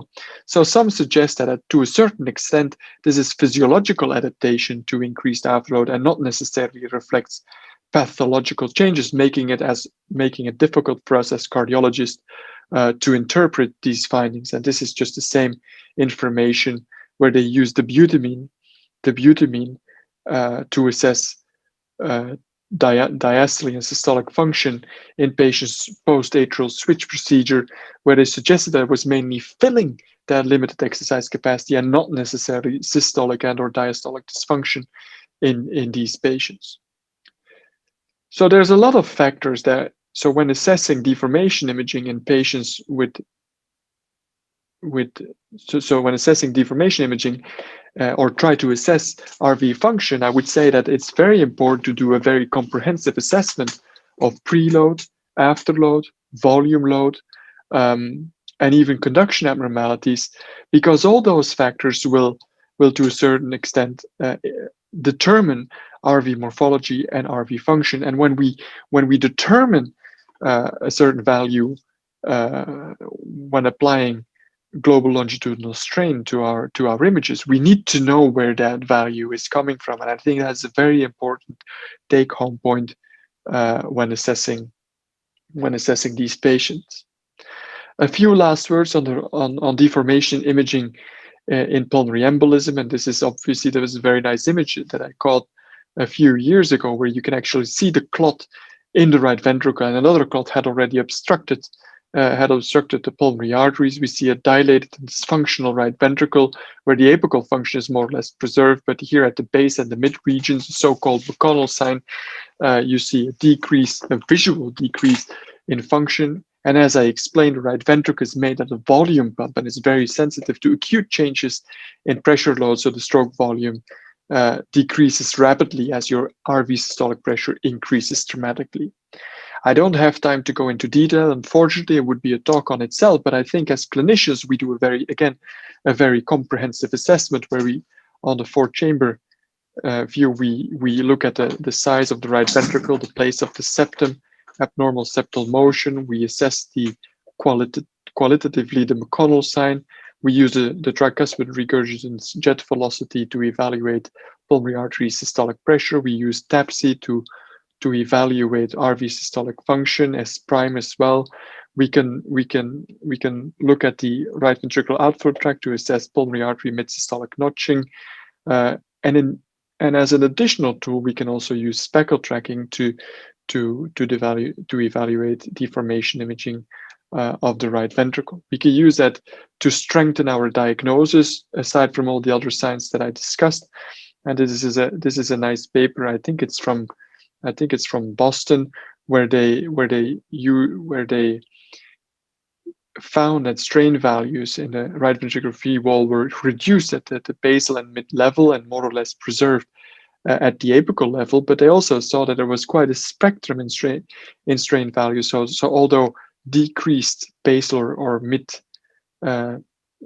strain values may be a quite specific marker, maybe of acute RV dysfunction, it's not a very sensitive marker, and they should be taken in account. It's also related to the extent of perfusion defects, and they mostly saw this when more than 25% of the vasculature was obstructed by pulmonary emboli. A second place for deformation imaging in pulmonary embolism is to assess prognosis or strengthen prognosis. And these are two nice papers quite recently. One from South Korea, where they saw that if your RV free wall strain was lower than 16%, your outcome was worse. And this was independent from other echocardiographic variables that were assessed in the study. And the same was true. This is another study where they separately assessed left ventricular global longitudinal strain and free wall strain. But again, in those who did not survive the event, strain values were worse, again indicating prognostic value of deformation imaging in pulmonary embolism. So to conclude, very often the right ventricle represents the Achilles heel of the circulation, and we have to distinguish between chronic changes, where we always, before we interpret deformation values, we have to look at volume, pressure, loading conditions, and conduction abnormalities, all together the size of the ventricle. And echocardiography can be used to measure size, reveal mechanical dyssynchrony, and evaluate those loading conditions. But there are definitely pitfalls when estimating RV function, and I hope I outlined this in this talk. But we shouldn't be afraid to use advanced imaging modalities. In pulmonary embolism, it's a different topic. These are acute changes, acute pressure loaded right ventricle, which is not very well tolerated. And again, we can use deformation imaging as an additional tool in the assessment of these patients. Thank you very much.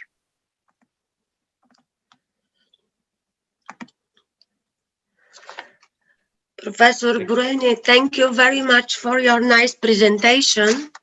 Can you video, please? Because, okay, thank you. Thank you very much for your nice presentation. I have one fashion question because it is from daily practice and it is in context of COVID-19 infection. That's why I call a fashion. The most common complication after COVID is pulmonary embolism. We observe this daily in cardiology clinic, in our clinic, as well as in literature data. Can you tell us if there is a data in this type of patient on how we can use a strain in context of a multimodality approach to determine the duration of anticoagulation therapy and the prognosis of the patient? Thank you for a Because very it is everyday question. It is every day we speak about this, and that's why how strained, because all the time today we speak about the myocardial deformation imaging. That's why from your practice, from your experience, yes. So thank you for this very challenging but interesting question. You're right.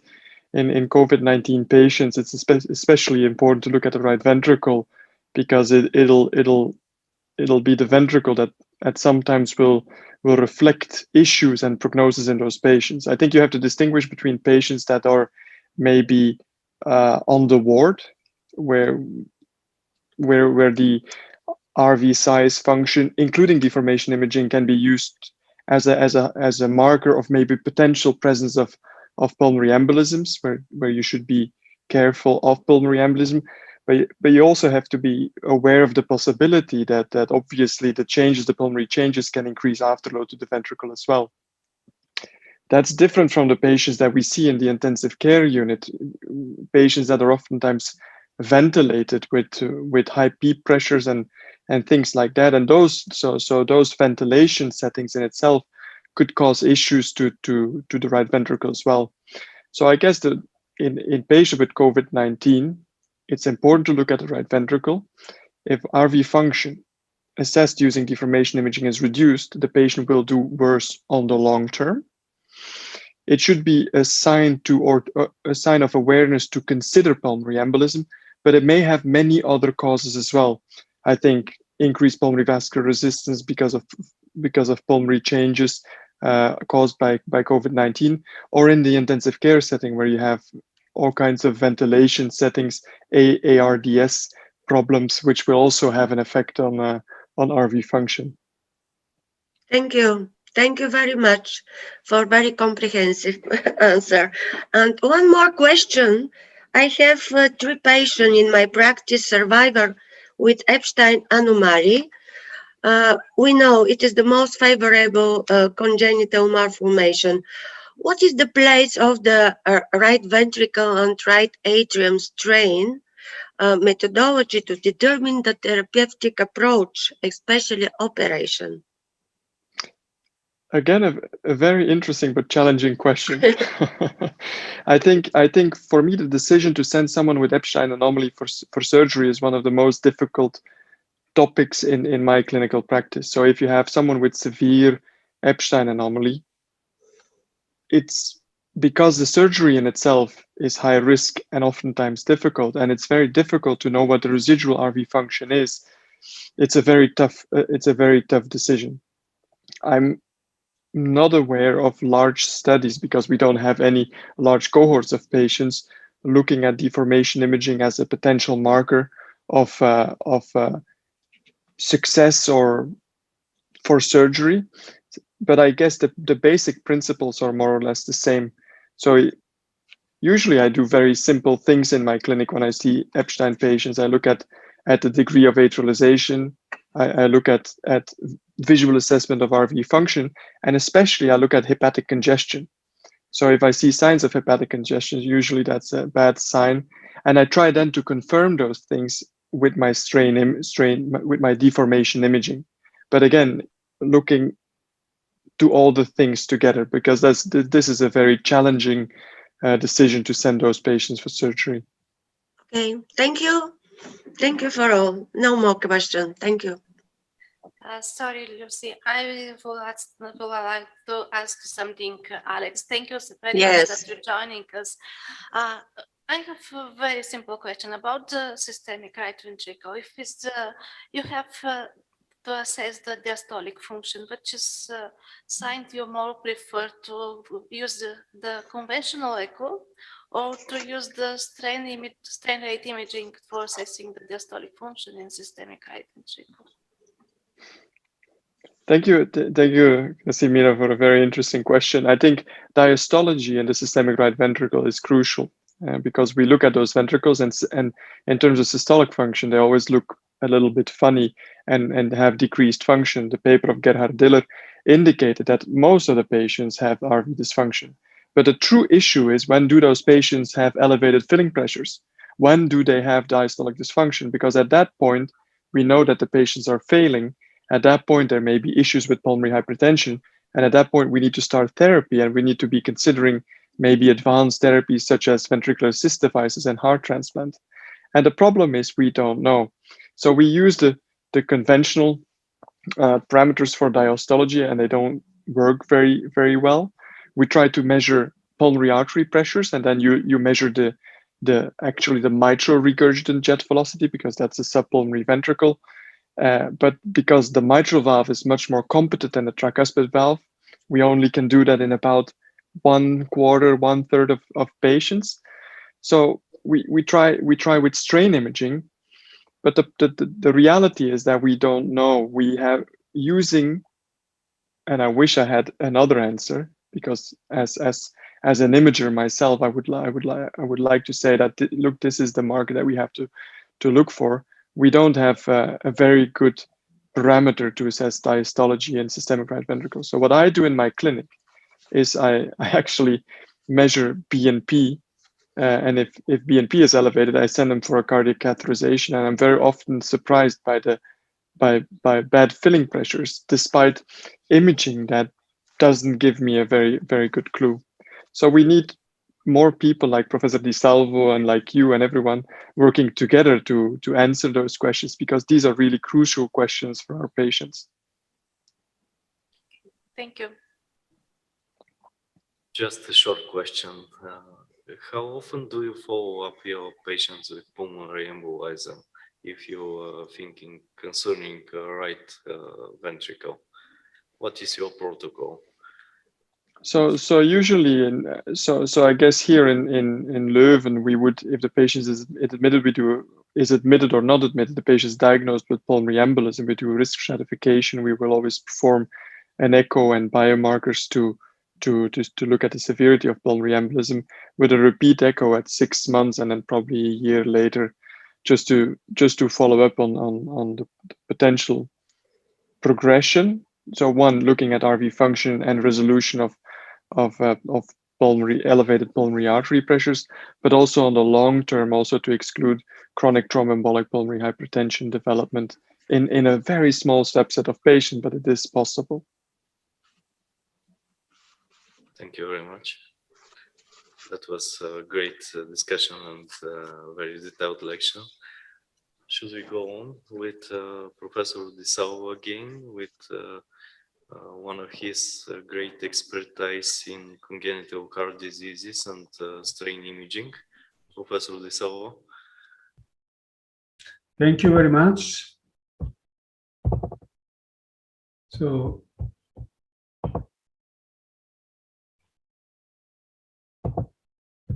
thank you very much. And my task for this talk will be to discuss with you about strain imaging in congenital heart disease. And I must say that my job is very easy now, because Alexander gave a great talk. And so many of the concepts related to congenital heart disease are now already clear to the podium. So myocardial deformation imaging is nowadays an established echo modality with many clinical applications in diagnosis and prognosis for many cardiac disease.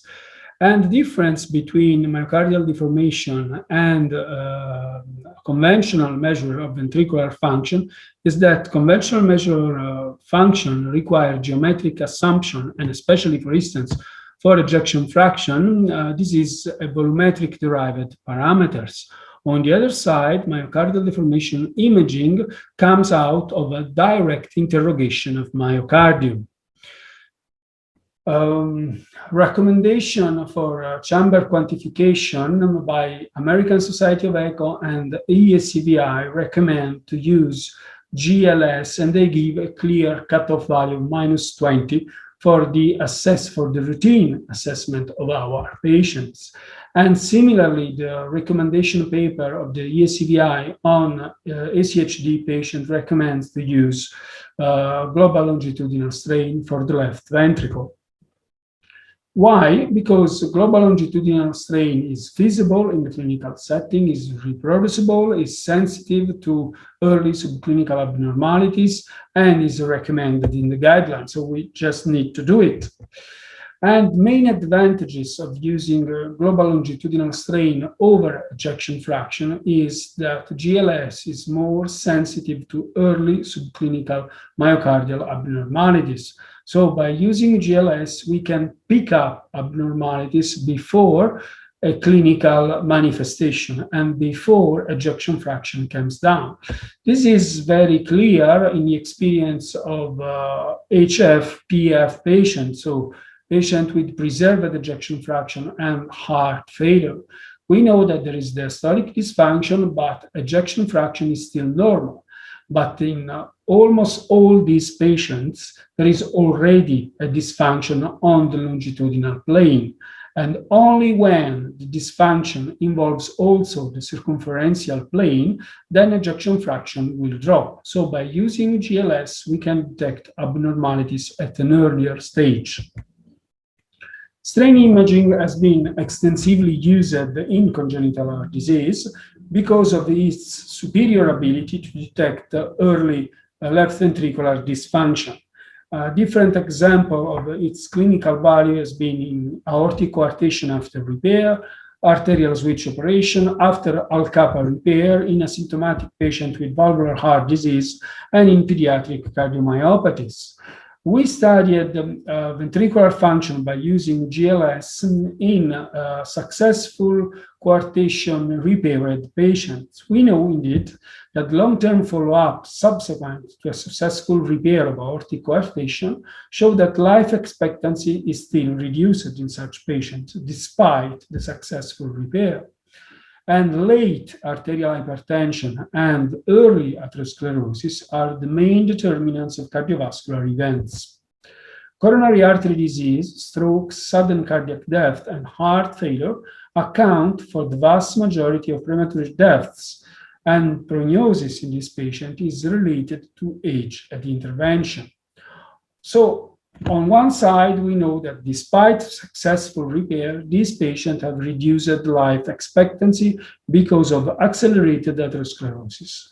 On the other side, if we look at the morphology, the geometry, and the function of the left ventricle in this patient, we see very often left ventricular mass increased, so hypertrophy.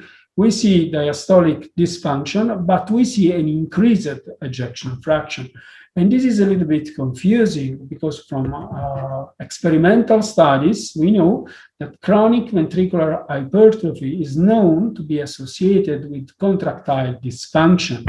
So many authors suggested that probably the normal or even supranormal systolic function assessed in patients with aortic coarctation after successful repair is because the technique we use to assess systolic function is not so sensitive. Because of this, we studied 100 patients with coarctation after a successful repair. And we follow up them for about 10 years, and we compare their data with those of 40 age and sex comparable control subjects. All patients underwent strain study, and 24-hour ambulatory blood pressure measuring was done to all patients. We found that 24-hour systolic blood pressure in patients with coarctation was slightly higher, but significantly, than in controls. And also the ejection fraction was higher, but in this time not significantly. The mass was increased in patients with coarctation, and of course, GLS was significantly reduced despite the presence of ejection fraction, which was normal or even increased. At the multivariable analysis, the best predictors of longitudinal strain abnormalities were age at correction and left ventricular mass index. So the clinical implication of studying GLS in aortic coarctation patient is that we know that coarctation is associated with reduced life expectancy and increased morbidity. Early repair may preserve regional myocardial deformation properties, and this explains, at least in part, the known relationship between repair and prognosis, time of repair and prognosis. Another field where global longitudinal strain has been used is the arterial switch. This is the standard of care nowadays for a simple transposition of the great arteries because it restores the anatomy. Of course, after arterial switch, the pulmonary artery becomes anterior, and so the angle of the aortic arch becomes more acute. In a significant subset of patients, the angle of the aortic arch becomes a real Gothic arch. We decided to study this patient because in patients who underwent arterial switch operation, a Gothic aortic arch has been associated with the abnormal bioelastic properties of the aorta. The relationship between the great artery, hypertension, and left ventricular hypertrophy has been demonstrated in several other diseases. And so because of the strong acute angulation of the aortic arch, several authors recommend patients who have undergone arterial switch operation to be screened for hypertension, left ventricular hypertrophy during adolescence. We studied 89 patients with arterial switch operation, and we subdivided them in patients with Gothic arch morphology and non-Gothic arch morphology. Of interest, we found patients with Gothic arch morphology had larger left atrial volume and abnormal aortic stiffness and aortic distensibility, demonstrating that a Gothic aortic arch morphology is associated with early diastolic abnormalities and abnormal bioelastic properties of the aorta. And of interest, also GLS and particularly regional strain at the basal level of each studied walls was significantly reduced in patients with Gothic arch morphology when compared to patients with normal aortic arch morphology. And there was a strong correlation between left atrial volumes, aortic stiffness, and left ventricular longitudinal strain, demonstrating that those abnormalities are related to each other. So Gothic arch morphology is quite frequent, more than 50%, in patients who underwent arterial switch operation. And it is associated with well-known predictors of cardiovascular morbidity like LAVI and increased aortic stiffness and reduced GLS. So our findings should encourage surgeons to take care of the aortic arch geometry intraoperatively in order to avoid a Gothic morphology, and also the cardiologists to more closely follow up on this group of patients.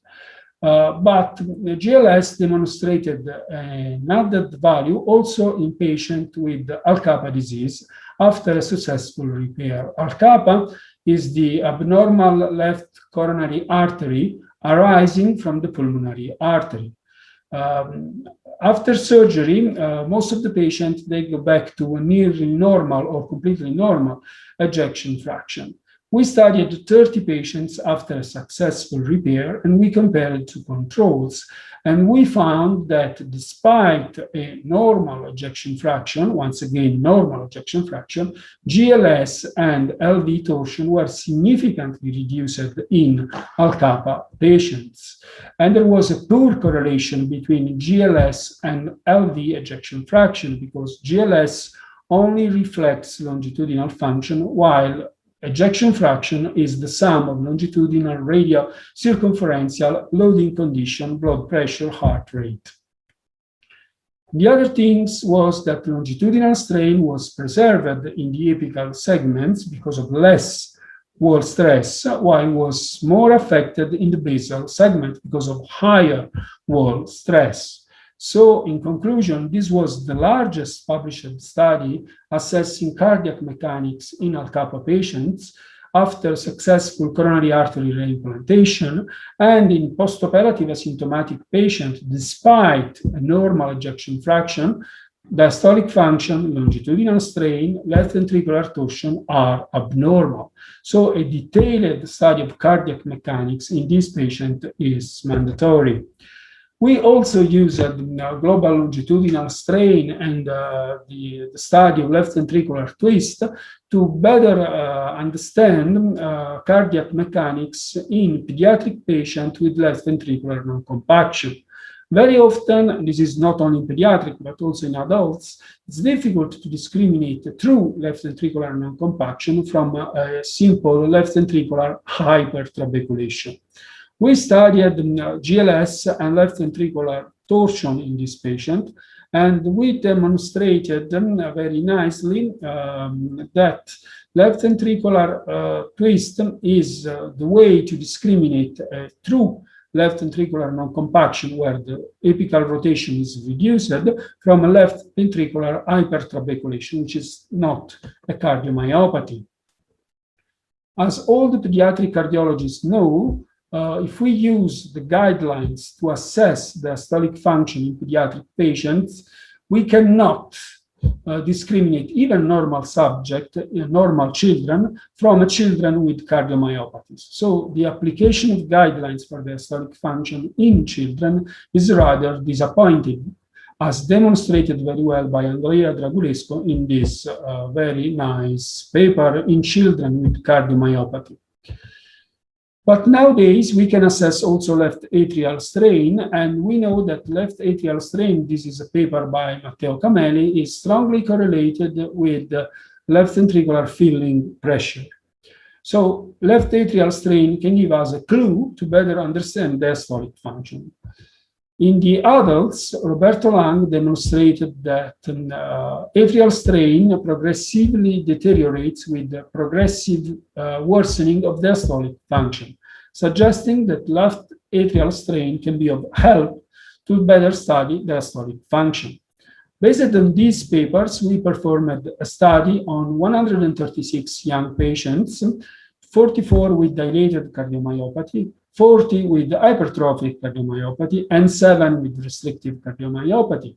And we compared with 45 healthy young controls. What we found was that, similarly to Andrea Dragulescu paper, the use of standard parameters of diastolic function, such as EA, deceleration time, E over E prime, left atrial volume indexed, were not enough to discriminate between different subgroups of patients, and sometimes even they were not even able to separate controls, healthy controls, from patients with cardiomyopathies. On the other side, the study of left atrial strain was of interest because we could clearly differentiate controls from patients with cardiomyopathies, and as we can see in these slides, and among patients with cardiomyopathies, we could nicely separate patients with hypertrophic and dilated cardiomyopathy from those with restrictive cardiomyopathy. So the use of atrial strain in this patient can be of great help, as you can see, with a very good sensitivity and specificity. But we also applied global longitudinal strain in probably the worst congenital heart disease, which is still hypoplastic left heart syndrome. And we did serial assessment of the systemic right ventricle in these patients with Nunzia Borrelli. And we found that a decrease in global longitudinal strain was the best predictors of outcome. So suggesting that we could better identify the subgroup of patients of higher risk, and this patient may be subject to in-hospital monitoring rather than discharge home. But nowadays, combining global longitudinal strain with blood pressure, we can also assess myocardial work. And myocardial work has been used in many studies in adult patients, demonstrating even an added value compared to GLS. In a similar way, Yolanda Sabatino from our group studied patients with Kawasaki disease, pediatric patient with Kawasaki disease and dilated coronary artery, Kawasaki disease patient with normal coronary arteries, and healthy children.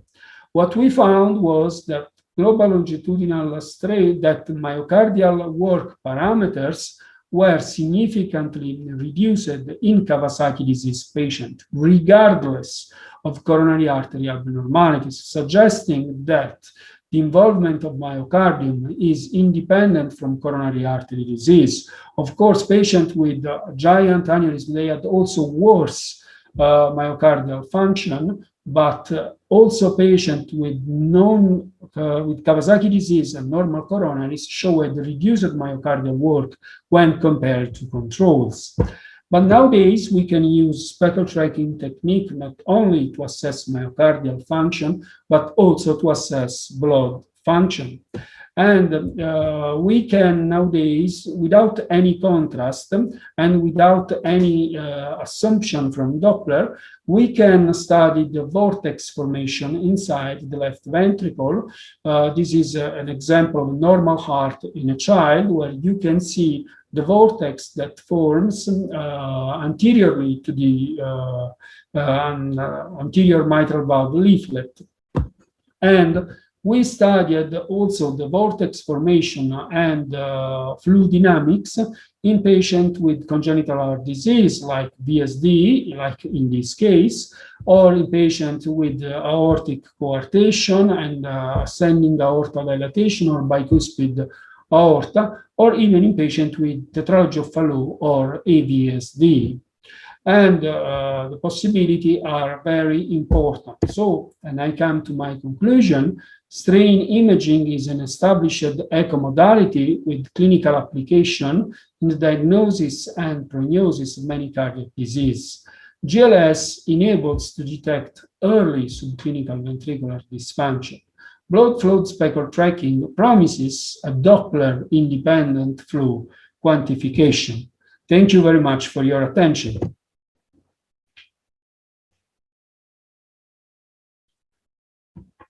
Thank you, Professor Lisao. I could ensure you that the audience doesn't look like this. Thank you. Is there any questions?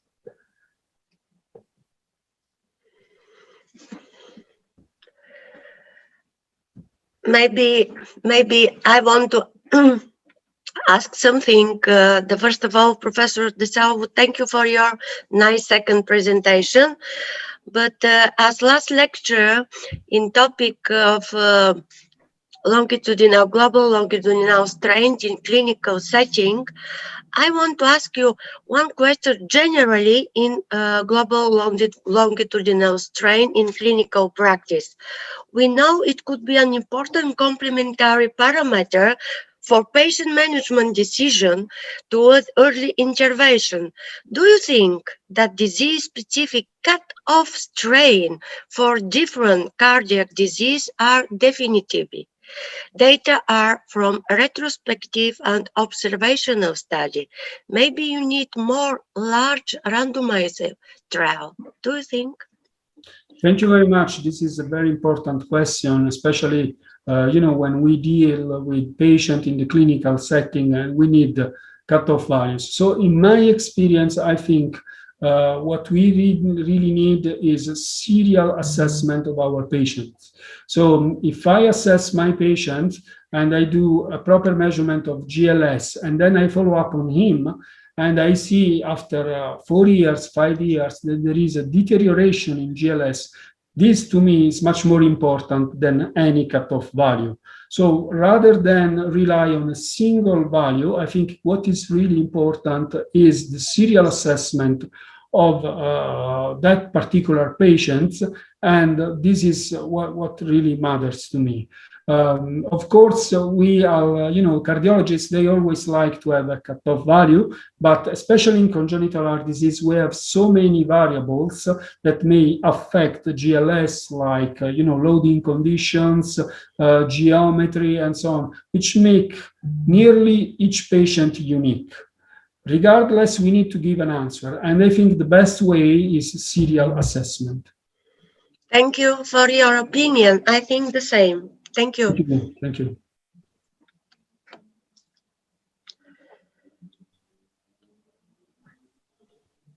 Professor De Salvo, I have one question. Because you are one of the beginners from the blood flow imaging regarding the congenital heart disease in the world. How is your opinion about the Fontaine population with single ventricle? Did you use it to analyze? Thank you very much. That's a very good question. I have experience with blood flow spectral tracking, and the tool I'm using is the one that does not need any contrast agents.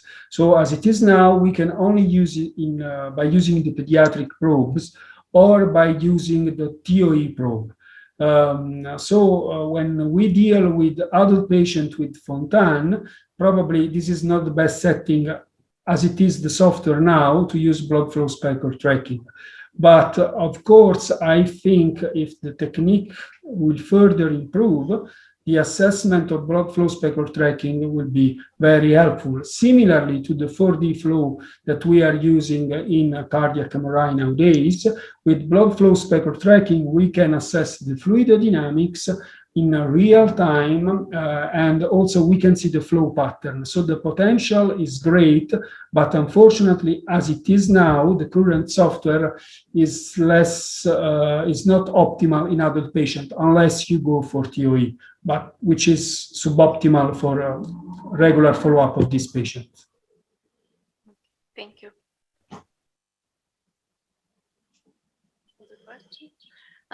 Thank you very much for everyone, for the speakers, for the chairmen, chair lady. We will closing this session.